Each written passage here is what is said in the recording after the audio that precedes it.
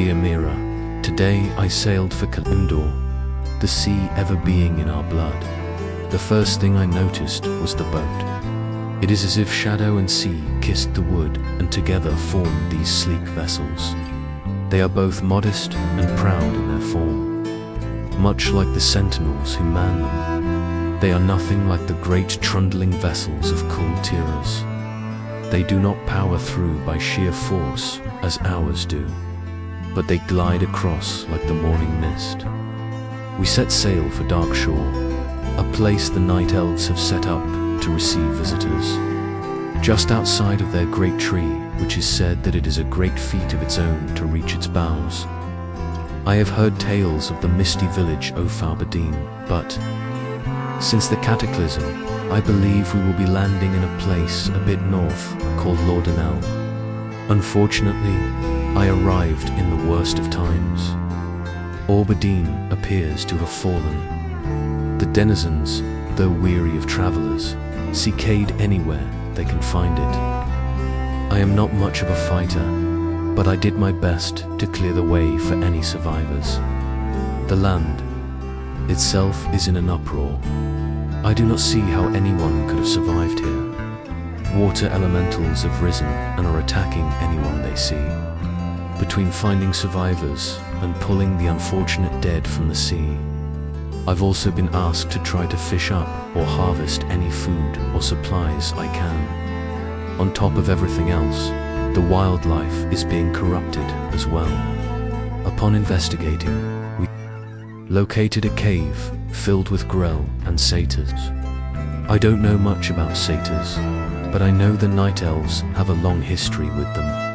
Perhaps the worst of them all was an undead apothecary in the cave. The undead, since Arthur's departure, have sided with the Horde. Death is a part of the natural cycle, but they have shunned the natural order, and these beings' goal seems to be spreading undeath and calamity. Tharnum seems to believe they may be working with trolls to the north. It would seem the Horde is not above kicking someone while they are down. Honorable indeed. As I passed between sickbeds, a weak elven man Volker grasped my cloak and beckoned me closer. He could barely speak, yet begged me to find his bear companion, Kalimdor. Though wet and bedraggled, the worry in his eyes implored me to seek him. I found the poor creature collapsed next to a keeper of the forest, although I'm sure the keeper sensed my wonder at witnessing such a being. He set me to task immediately in aiding Grimclaw's recovery.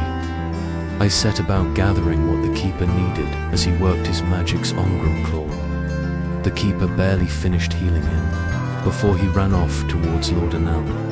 Laughing at his sudden vigor and glad of his recovery, I followed suit.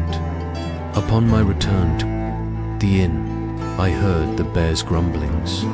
Smiling, I thought to give my regards to the two, only to find the priest weeping at his bedside. It seemed Volker lived only just long enough to see Grimclaw's return before passing away himself. With this news, I was defeated as well. It was all I could do to find a bed and lay down. I finally have the courage to write this to you, even if it is simply to release my grief. These people are in such pain. I feel a need to help them, but that will have to wait until tomorrow, when I can regain my strength. Words cannot express how much I miss you, but I hope that wherever the tides have taken you, you will wait for me. Forever yours, Ulric.